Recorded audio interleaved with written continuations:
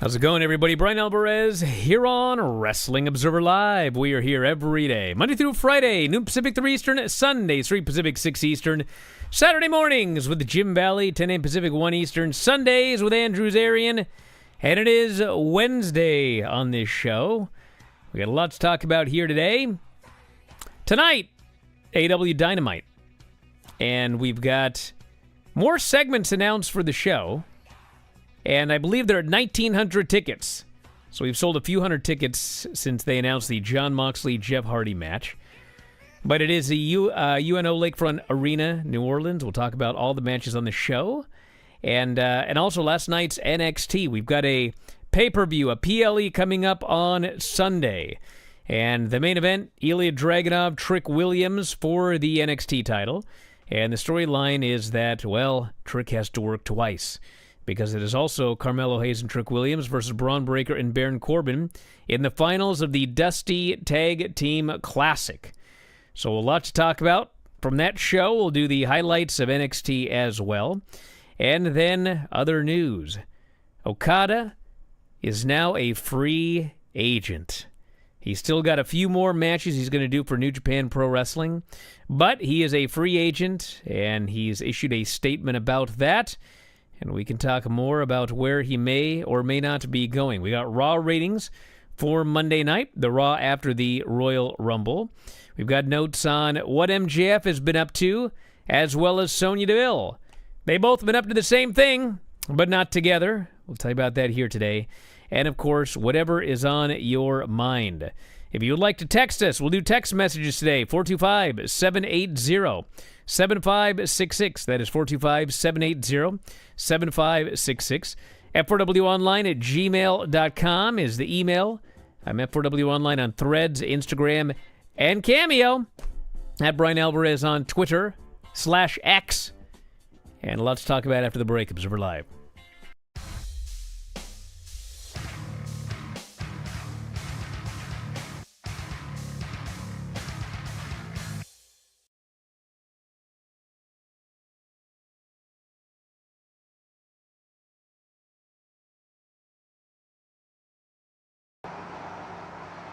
Welcome to the special tour of Figure 4 Weekly Headquarters, as promised. Today I will be accompanied by my assistant Vincenzo, so let's get moving.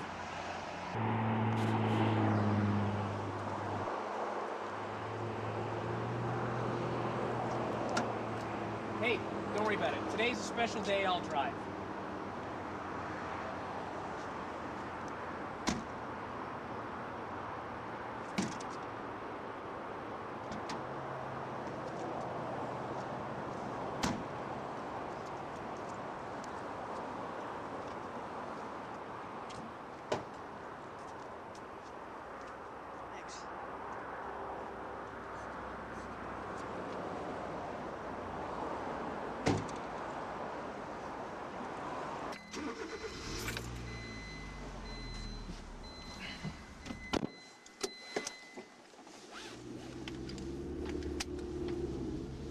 Vince, today's gonna be a good day, so let's not F anything up, okay? Now, I'd like to tell everybody, I just want to give a short speech on the way to the compound here today, and that is that we are going through very tough economic times right now. Right, Vince?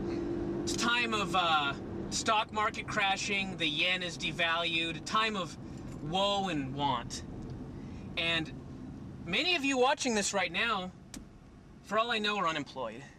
But the good thing is, and I always like to look on the bright side, as Vince is well aware, the good news is that for every dark cloud, there is a silver lining.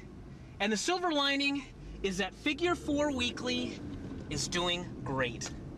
It's a huge success right now. Subscriptions are up, quality is down, profit margins are skyrocketing, things are going very well. So the one thing is that I don't want to make it seem like money is everything, because money cannot buy happiness, but what it can buy is enormous houses, and that makes me happy. So we will be going to see my enormous house, the Figure 4 Weekly compound, and That's where we're heading right now.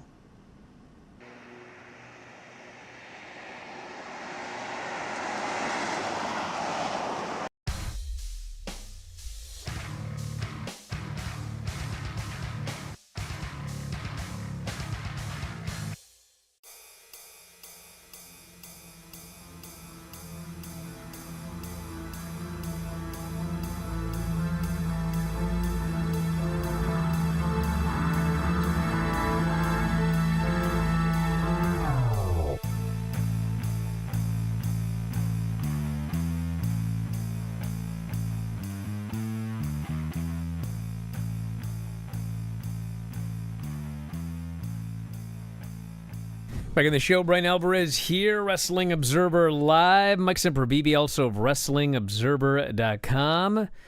Okada now a free agent.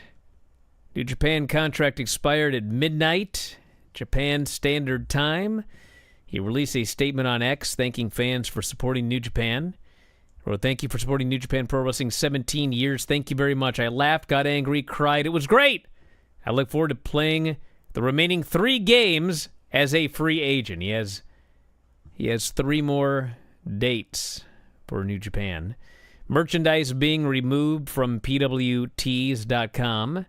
Story is this is related to him leaving New Japan as opposed to potentially going to WWE. They did remove the Jay White merch when he left New Japan as well. So we will see if there is anything to read into that or not. Of course, if he's going to WWE, he will have no PWT's merchandise. Dave wrote in The Observer, the last word, and this, of course, was on Friday. He had not made up his mind. People here range from hopeful to, I perceive, as confident he will be coming. If he was to sign with AEW, likely arrival date would be around the Greensboro show. His final New Japan date, February 24th. WWE, they could see him holding off until WrestleMania. Tony Khan has been especially enthusiastic about 2024 between new signings and returns over the next few months. MJF, Adam Cole, Kenny Omega, Bandito, Ray Phoenix, Pac, and Britt Baker.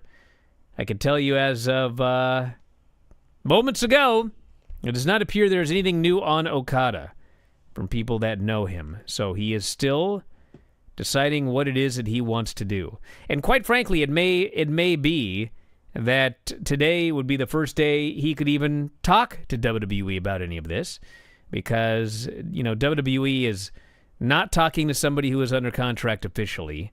And, of course, AEW, they can talk to people under New Japan contract because they've signed people who are under New Japan contract.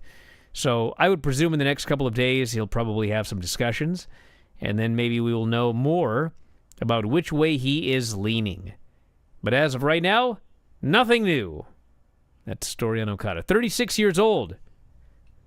I would say make your money, but he's going to make his money either way. So's Barry Bloom. Man, what a year Barry Bloom has had, and he's doing the representation for Okada when it comes to these negotiations. And I'm sure WWE and Barry Bloom probably have a little bit of a feeling on what's going on right now when it comes to Okada, so I don't think they're going into that blind into this time of the year, Okada negotiations. But where do you think he ends up? Because, man, again, when you take your fandom out of it, as far as what place you would prefer him to go, I mean, there are so many advantages both ways for him. And, again, this is a big move coming over here to the States. Where do you think this ultimately ends up? I don't know. We're going to see who pays him what, or who offers to pay him what. I don't know if that matters, though. Do you think that matters at the end of the day? Yes, it does. Yeah, well, wait, hold on now. And I'll tell you why. I'll tell you why. No, are you talking about top dollar? Obviously, money matters, that's for sure. But does the top of the dollar scale matter as much as maybe some of the, again, I would figure AEW could offer more things to him, again, personally than maybe could be offered through TKO. But go ahead. Well, he wants to work WrestleMania. I know he stated that. So that obviously would not happen if he went to AEW. No. AEW, he'd have probably a much easier schedule. I don't know what kind of schedule he wants. I don't know what either side is going to pay him. I don't know what he wants in terms of anything, really. I mean, he's going He's going because he can make significantly more money in America. That's the number one reason that he's doing this. He obviously made a lot per New Japan standards, but, he learned what the top stars are making here in this country.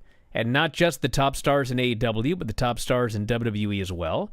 And he's going to be making probably multiples of what he made in Japan.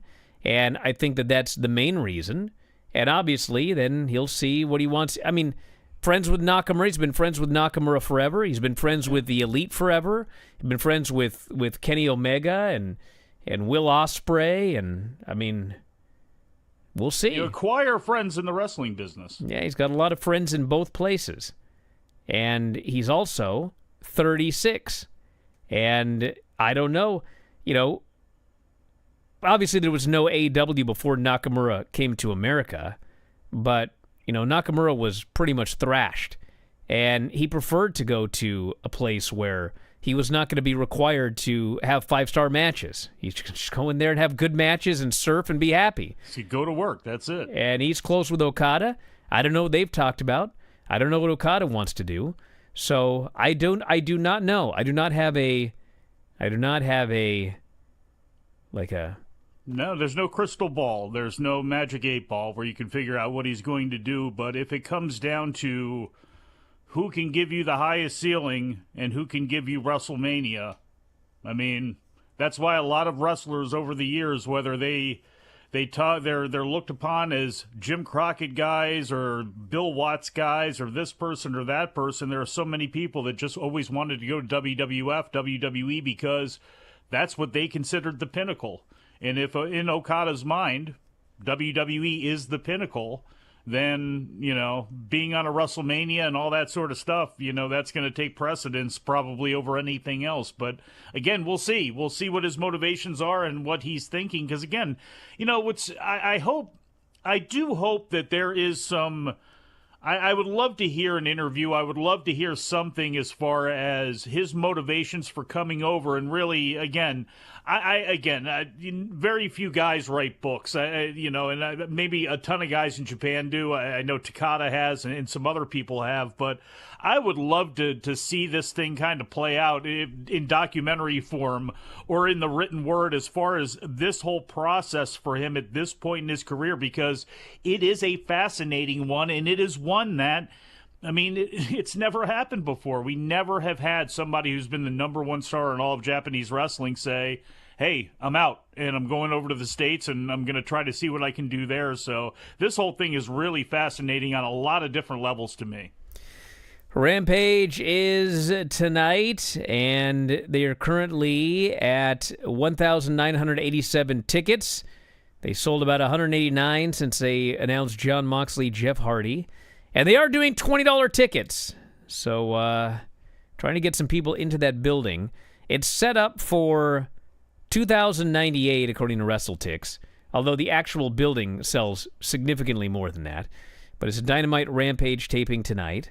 And what we have got for the show thus far is Moxley and Jeff Hardy. We've got, well, what a match, by the way. Jon Moxley and Jeff Hardy?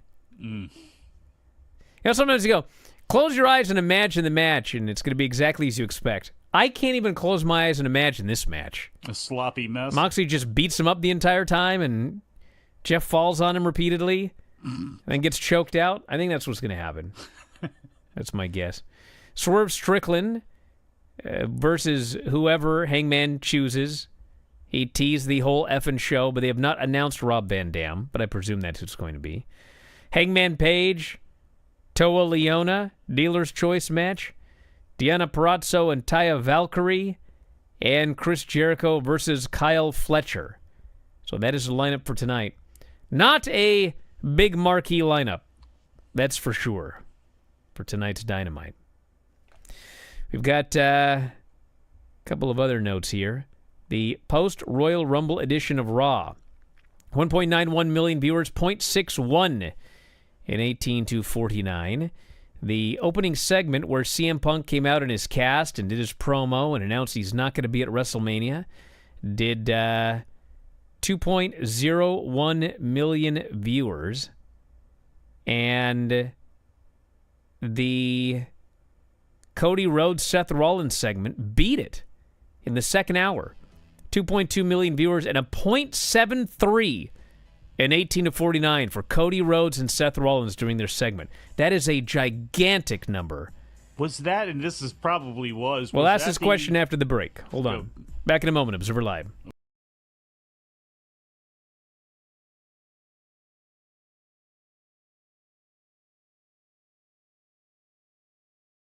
Getting to I want to go ahead and shift into Continental Classic, because you just mentioned it. A really, really great tournament that AEW has put together with top-notch competitors. I mean, you got to go in there with Andrade, with Bryan Danielson. Loved seeing you guys go to the time limit draw. That was awesome. Daniel Garcia, a young guy in this who's been killing it. Eddie Kingston, Brody King. All of these people that you got to mix it in with. What was your impression when you first heard of the Continental Classic, that this was going to be happening? And how did you feel getting to take part in the first one and in the tournament of this caliber? I was very excited, right before I joined AEW, I was extremely close, like probably a couple of days away before doing the G1 for New Japan. And I always want to do the G1, and I still owe him one, I feel like. So to do the Continental Classic, I was super excited. And it also, to me, I feel like I'm at my best when I get into a routine, so to speak. And with the Continental Classic, it's like, you wrestle every week. And like, then again, like looking back, I was like, I pretty much wrestled every week multiple times.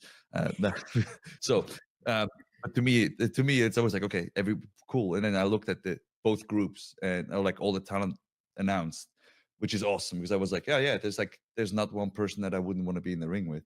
And then I saw the brackets or whatever, and the blue group, and I'm like, this is like, every single competitor is like top level. Every single competitor, it's going to be fun and a big challenge, and every match is going to be different, right? So the gold group was fun to watch as well, but I feel like the blue group just had like so many different styles and competitors in it, and it was so much fun, not just for me. I feel like my fellow competitors as well, and for the viewers, because you kind of knew what matches you were getting. I mean, like, you knew what the matches were, like, right when you look at it, you're like, oh my god, I'm going to get all those matches, but you didn't really know quite when. So it's like it's still that like cool, and then it gets announced and it's cool and you can look forward to it. And then of course it all came down to the last day, which was a lot of fun, I feel like, for everybody watching. And it's not quite over yet, so it's it's been a very good thing for AEW and the fans. And I just brought it down to me what wrestling is, because it's fun, it's sports, it's storytelling, and you've seen all the guys do like the interviews and the promos and then like the matches, and it's just everybody put their heart and soul into it, and you can tell.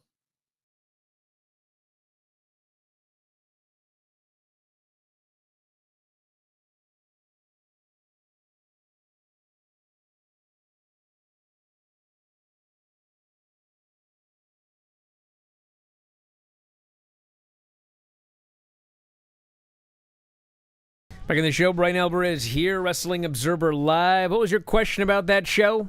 Well, I already answered it during the break, but I'll put it out there for everybody. I was curious as to if that was the 9 o'clock hour that they had that segment in, and it was the 9 o'clock hour they had that segment. So Yep, 0.73, 18 to 49. First hour, 2.1 million viewers. Second hour, 1.95. Third hour, 1.69. So no football. Numbers are back to being big again. So there is that. MJF doing acting work, as well as Sonya Deville.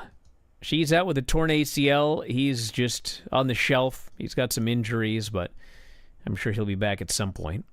He's going to appear in the comedy The Floaters by Jackie Tone of Glow. That's what it says here. Deadline reported on Wednesday. Project recently wrapped filming in New York. Seth Green, former, it says here, one-time Raw guest host. Oh, that's Seth Green. Brian's eyes went right to was the only name. There's one of two names he could know out of all of these people in this movie. You want me to not read all counting these? MJF. You don't know Steve any Gutenberg from Three That's Men and a see? Baby. That's the second one he was Oh, going to now here know. we go. Yeah, He anything doesn't know else? any of these other folks. You're an idiot. No, you don't. We don't know. Who's Rachel Israel, Brian? We don't know what his role is. But I do know that he was Lance Von Erich in that, which apparently got no Oscar nominations whatsoever. Wait. Who was Lance Not Von Erich? Lance Von Erich. MJF? MJF was Lance Von Erich. You're an idiot. You don't know anything. I thought, oh, God. I'm an idiot. I thought you were talking Yeah. about the cast to You this asked, who movie. is Lance Von Erich? Well, besides Lance Von Erich, Okay, dude. All right. Who got any more? Tell us about the movie. I don't know anything about it. No one does. It's all a secret. But Read off the Sonya front Deville, page. hey, she's doing a movie too. Jeez. DNA Secrets. Filming in Clearwater, Florida. DNA Secrets, it's called. Produced by David Yates. Huh? Who's that, Mike? Who gives a Dolphin crap, Tale Brian? and Dolphin Tale 2. How do you not know that? What are we doing here? It told the What are Tampa we Bay doing right Times now? recently that the movie's plot centers on an antique store owner who gives her relatives DNA testing kits as a gift. But the store owner's family members begin turning up murdered. She edges closer to the truth, only to discover that she herself is at the heart of a mystery that has put her entire family in danger. Uh-huh. Yeah. What do you think about that? Well, go back and tell us what The Floaters is about then. No one knows. Uplifting, It's on the front page of the uplifting site! comedy. Beautifully directed by Rachel Israel, celebrates a Jewish community which the world needs more of right now, said the producers. Yes. Are you all right over there? I don't know if it's a Lifetime movie. I doubt it. It's not a Lifetime. That's what somebody asked right here. I think he's asking about DNA Secrets. That sounds kind of like a Lifetime movie right there. Oh, man, I hope Lyra Valkyrie is in this if this is a Lifetime movie. She would be perfect for one of those movies. Did you guys watch that NXT show last night? I did. You know what the most amazing thing is to me about that NXT show? So, It is that over the last 18 months, close to 2 years, the WWE demos have grown younger. We've got more 18 to 34, we've got more 18 to 49, and we have less 50 plus. And granted, you also were talking about a show that is taped at the Performance Center with the same locals that come every time. And I don't know what their demos are, but I'm thinking they must be a little bit younger. Because last night we had a Chase U video package. In memoriam, Chase U. And they played Tell Me a Lie, which was the song that they used when Shawn Michaels collapsed after that match with Owen Hart and had to vacate the Intercontinental title with tears in his eyes. And they had just the most preposterously awesome Goodbye Shawn Michaels video. We hope to see you again. Tell Me a Lie. And man, they brought it back for this Chase U segment. And, you know, as the video appears on the screen, like, you can still hear, like, the crowd. And I had heard that they did this, okay? So I'm waiting. And as soon as they hit that music, nothing. Nothing. I thought for sure, like, the place would pop or they would laugh or whatever. It was like nobody had any idea what Tell Me a Lie was.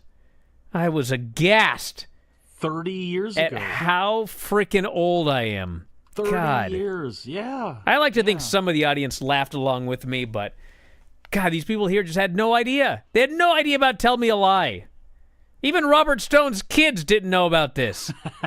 I was just aghast. Look at everything that took place during that show. Look at how they rely in general on pre-taped vignettes, on personalities getting together in the kitchen area and talking about stuff. Like, this is as G-rated of a Lucha Underground show, I mean, it slowly has morphed into that, and I don't know if enough people talk about that, and I do wonder, by the time this show ends up on CW, is it really going to be, I mean, right now... I think they're preparing them for CW right now with some of these skits we're watching. I wonder, God. It's like wrestling is going to be truly the background. The in-ring stuff, in a lot of ways, is probably really going to be the background unless you have a fire match.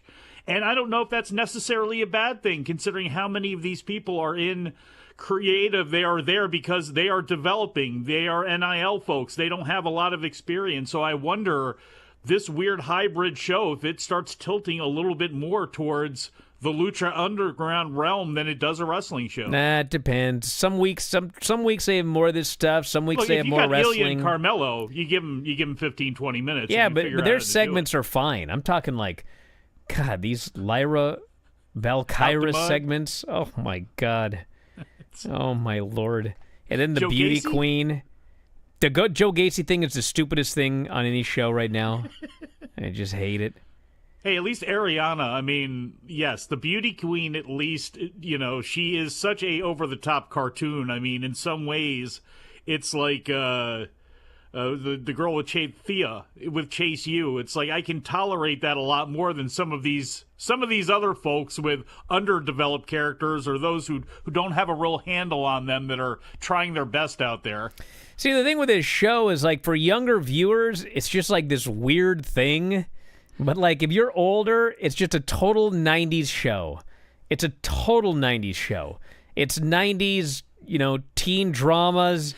It's 90s pro wrestling. Yes. It's Sean doing all of his 90s gimmicks. Maybe even that's went why I back- like this show so much. They went back into the 80s. I mean, they went back and they're actually breaking out. Like, everything is down and out. And it's the Bikini Car Wash Company. Well, I do gotta talk about that. We're going to do a calendar shoot. I Okay, mean, so we talked about how is JC raising money for Chase U? What are they going to do?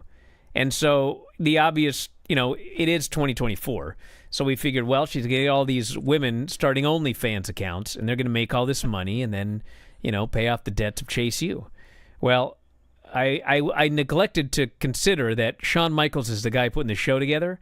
And so instead, JC comes out and she announces, we have done the Women of Chase U calendar. What? well, with Sports And so Illustrated going down, all of the somebody's gotta be in women a swimsuit. came out on the ramp, and they announced that they have and this is actually the funniest part. It's not just a storyline. On Sunday at the PLE, at the merch booth, you can buy a Women of Chase U calendar. A calendar. That is how they are raising money. And it's just like, listen, I know the people writing this show are old, but like, you're telling me that JC Jane, I'm supposed to believe that, how old is JC Jane? How old is she? Let's find out here. 25? She may not even have a Wikipedia for all I know. JC Jane, let's see here. She's 27. There you go. She was born in 1996. She was born after Tell Me a Lie. After that whole Shawn Michaels angle. I'm supposed to believe that in storyline, she had to think of a way to raise money using all of the ladies of Chase U. And her idea was, let's make an analog calendar, a hard copy calendar. We'll print it out. We'll have it, you know, wrapped in, you know, plastic that you have to rip open. It'll have all the dates. I mean, theoretically, it has to be like a 2025 calendar, right? Because 2024 has always started. Don't you always sell 2024, calendars a year in 25. advance? Yeah. So yeah, if you 18 want, months. if you want to nail a calendar to your wall in your house with a hammer and a nail, boy, have I got a gift for you. You might only need a push pin. So I just died, and then Andre Chase is just so happy. And man, we had Bodie Hayward in the video In package. the video, yeah. There's Bodie all over that thing. Yeah, front and center, poor Bodie. Man, Just disappeared one day, never came back to school. crowd chanting, "What's the price?" Brother, be ready to pay. Dude, Chase U owes hundreds of thousands of dollars. That's like when she first announced a calendar, I was like, at first I thought the storyline was they're just selling them locally around the area. I was like, how are you going to raise hundreds of thousands of dollars? You know how much the printing costs alone are going to be? You got to sell that calendar for like $60 each. Then I hear they're selling it at live events. I was like, man, how about that? Anyway, text us, 425-780-7566. Back in a moment with more Observer Live.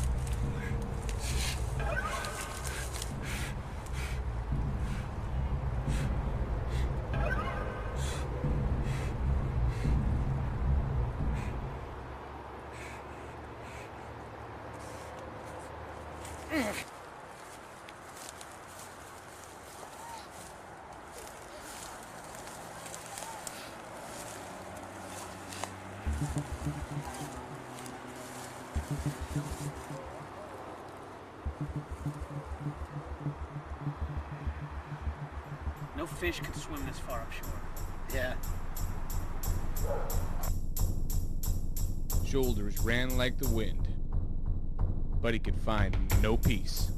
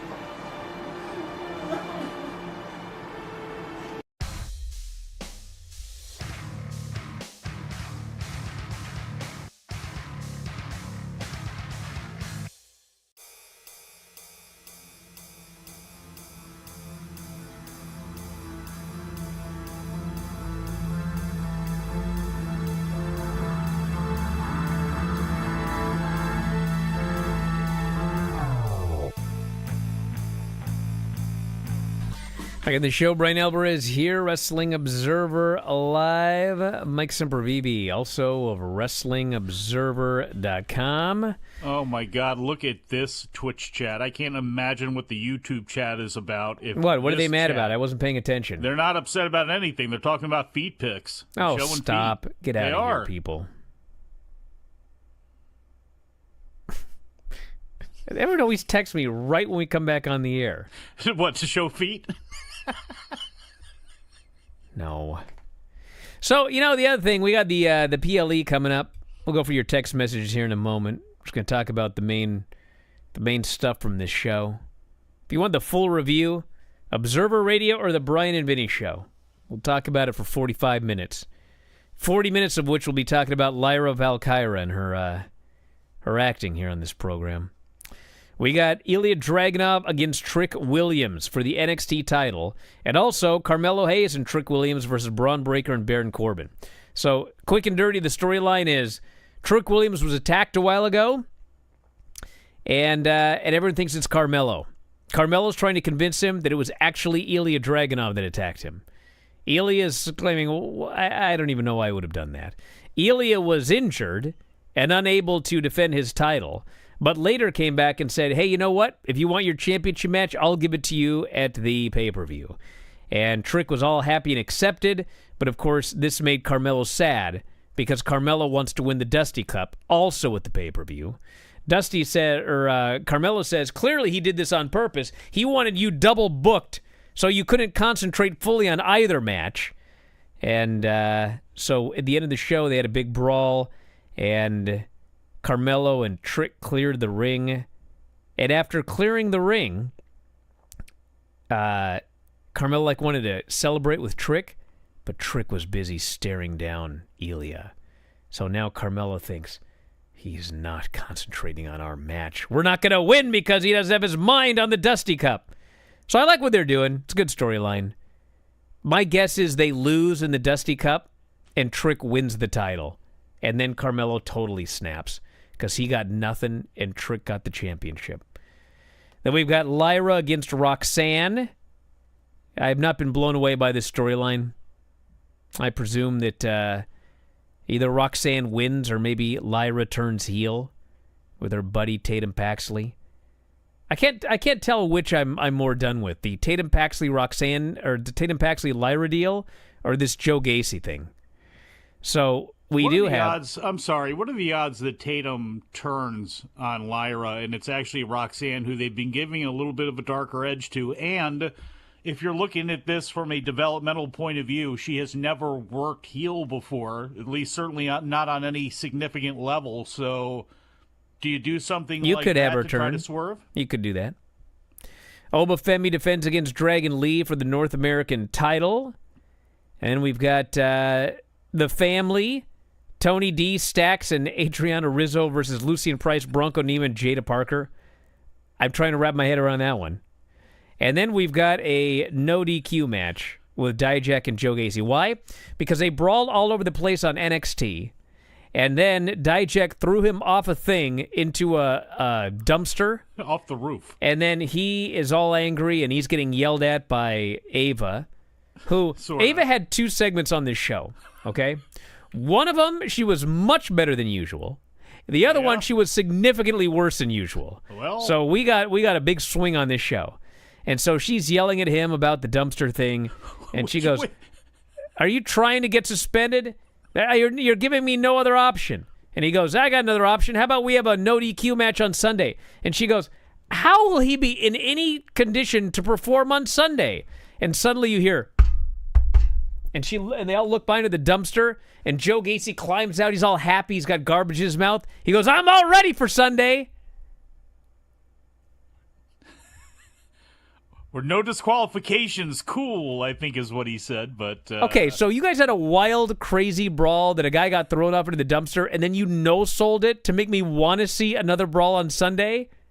I hate, how did it start? You're forgetting. You didn't tell the people. What's Joe Gacy's real name? Oh, the backstage interrogation segment? Yes. I don't have time for that today.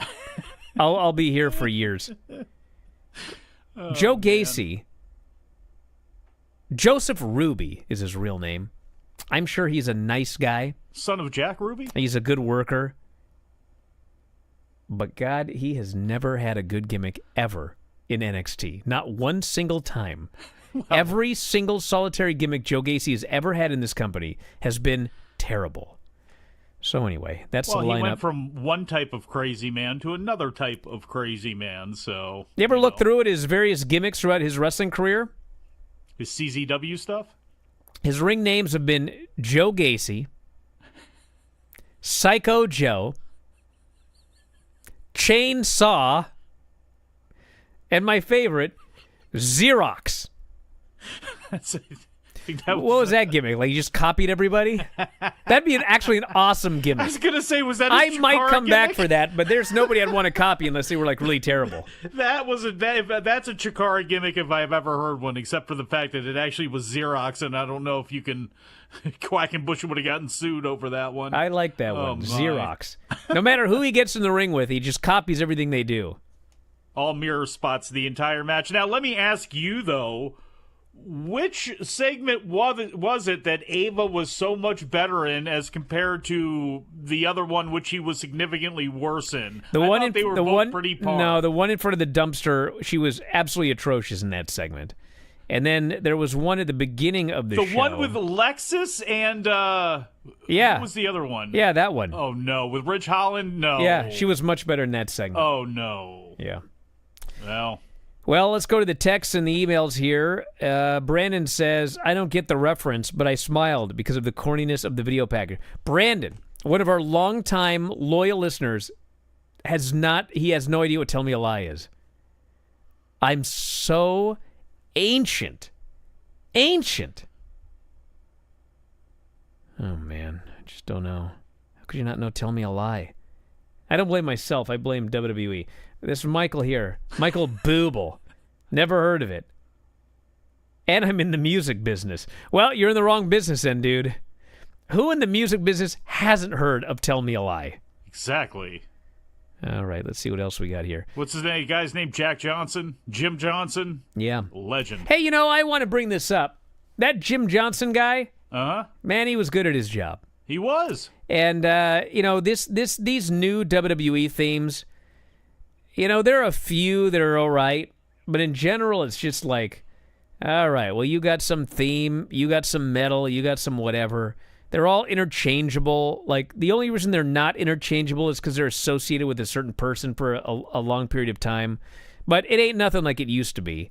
And I realize that I seem like old, but, someone mentioned to me, one of the things with the Royal Rumble this year is like every now and then they hit music and the crowd wasn't even sure who it was at first, because these songs they're all the same, unless they start with like something, boom or whatever. Whereas back in the day, it's like, man, they hit that Bushwhacker theme and it wasn't JYD coming out. You know what I mean? They hit those themes.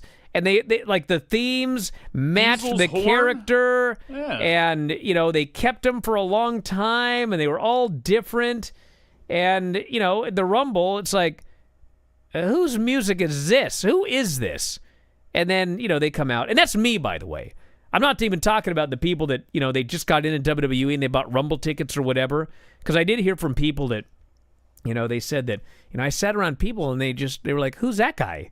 So, there are newer fans that are going to these shows. I mean, when you have 50,000 people in a building, they're not all hardcores, okay? They're all hardcores when you have 1,800 people in the Well, building. look where the entire business fell to a couple of years ago when we kept saying it couldn't get any worse, and it just kept getting worse all the way around. So, yeah, there are actually people that have cut their teeth mostly on WWE for the first time. They're becoming wrestling fans for the first time, basically post-Cena. I mean, forget about just the fact that we're ancient, but the fact that these guys are now, and girls and guys, like, they're not even recognizing John Cena because they came after all that.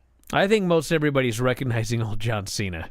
That might have been a bad example. But I mean, as far as, like, these kids, it's like they like Jay and Jimmy and Roman and Cody, and like that's what they're about. This is who they're coming up with, Rhea and Bianca and folks like that, whereas John Cena is old. Wow. He's younger than I am. And you. When did John Cena Not debut? that old. When did he debut? 2002. Yeah. Here's the thing. It's been a little while. We've talked about it. Like, legends, as far as legends coming back. There was another time period where Randy Orton would be coming back as a legend at this WrestleMania, but he's still there, still grinding away and all that. So, again, that age group, they're rapidly, again, they're performing to a high level, and no complaints about me or any of that stuff. But, like, again, this is not the future. This person wants to know which title's Cody going after at Mania. Romans, obviously. Obviously. They're just trying to bide the time to pop a rating. This person says, you know who laughed at Tell Me a Lie, Brian? You and the guy who put the package together. Oh, stop.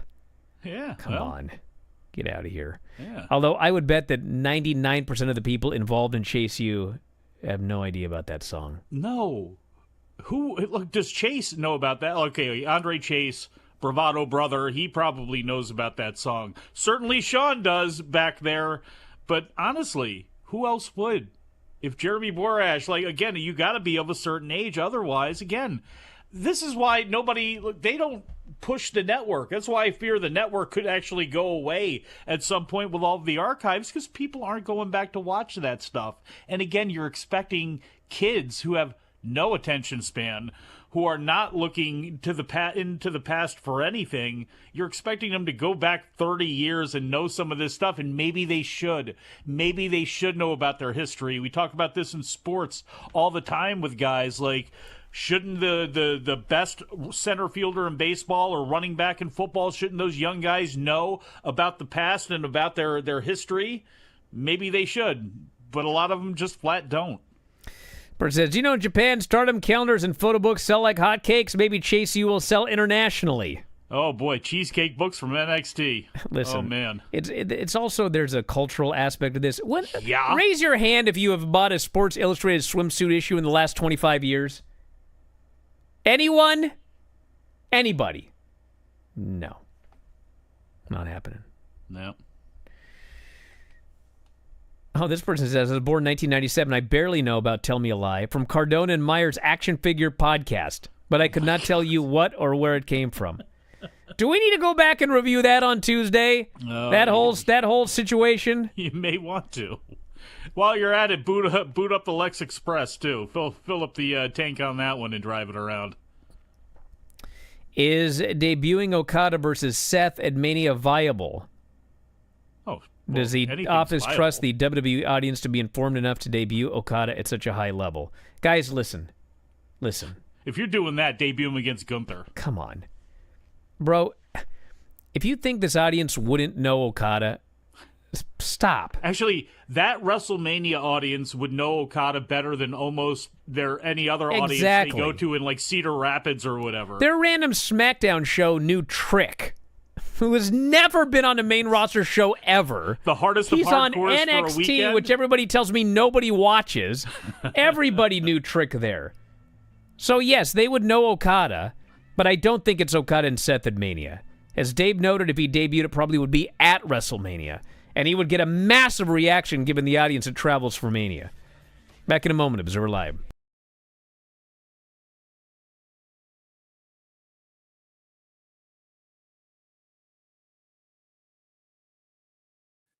Well, I was super excited. When I joined the AEW and it was the Blackpool Combat Club, I was like, oh yeah, it just like people ask me, how do you feel? I'm like, I feel like it's just right. Like it just, yeah. I get up another day and it's like I've always been part of it, And with Bryan again, like I've known him for almost 20 plus years now, all over the world. Like you said, we've been in the ring, all over the world, and like just hung out and traveled together for so long, that it's been so much fun, just being around him a lot. And I always mention the BCC group chat because it seems to get people jealous that they're not in it. There's also a BCC book club, I think, that just got founded. So yeah. Wait, did that just start? I mean, we just started our first book that we're all reading together. So yeah, I think that's going to be a thing as well. Because I know Bryan said that he reads 3 books at the same time. So is he making you guys do this, or was this like a joint thing? No, so I feel like so Bryan has been reading for a long time, and he reads a lot of books. I think he reads like at least one a week or something like that, which is incredible. I just started reading a lot more this year, and I know Mox reads quite a bit as well. So we were just kind of like, oh, what if we just kind of do a book club thing? We just all read like the same book and then talk about it. And we were like, sure, yeah, why not? So we're forcing Yuta to read as well. No, I mean, like Yuta was always reading, but we're just now doing this kind of thing. So it that just kind of sums it up how much fun it's been with Bryan. And then to your second part of the question, if this is his last year full-time wrestling. I'm extremely happy to have had that match with him, because we were kind of talking. It was like the last couple of matches we had were in front of nobody or screens in the Thunderdome era, and then before that it was like tag matches and this and that. But like singles wise, I think it was like a gauntlet match years ago, like 2014 or 15 or something like that, when I was still with Zeb and Swagger.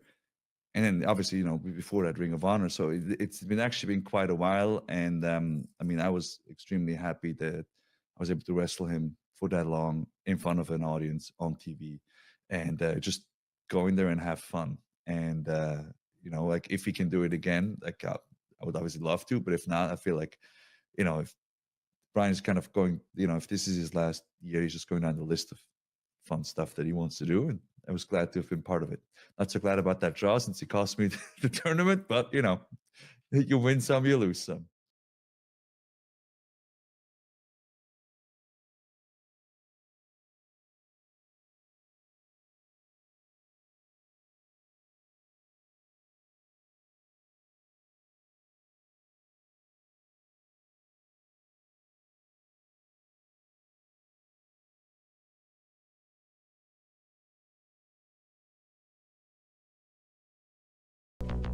On the show, Bryan Alvarez here, Wrestling Observer Live. Mike Sempervive, also of WrestlingObserver.com. And yes, Okada appearing at WrestleMania, he would get a massive pop. That's an audience that would absolutely 100% know him. So... Stop it, folks. You can't, this is the hardest of the hardcores there that weekend, and even though there are a lot of people being dragged to that show alongside their significant others or whatever, that crowd's going to know who Okada is, just period, point blank. And I think if you debuted him in a match, to me it would have to have impact. Him defeating a Gunther type, I think, would be a big deal, but we'll see. He's not even signed there yet, and we'll see how this whole process goes and how long it actually takes to get there. And yes, he still has 3 more. Man, can you imagine Ace President Tanahashi shooting on Okada, ruining his last couple of days there? It won't happen, but I know there are some New Japan fans that kind of wish that it would. Everyone's asking me about my Invisalign. It's off. What about it?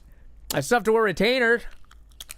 But man, look at those chompers. I got to go pick up my new retainer today. Should I whiten them while I'm at it? Yeah, go ahead and do that. I can actually do that with the teeth I have in right now. I just don't think anybody wants to see that. You can take your teeth out now? I could. That's weird. Been a hard life, brother. Hey, listen. In about an hour, Lance Storm going to be on the show here today. And he's got a lot to talk about, and I think he wants to talk a lot about old Vince. So, yeah. I may just sit back. But that's going to be 2 Pacific, 5 Eastern today, WrestlingObserver.com, as well as video.f4wonline.com. Back later on tonight for subscribers with Dave. We'll talk all of the news, Dynamite, NXT, and more. And that's it. We'll talk to you next time, Wrestling Observer Live.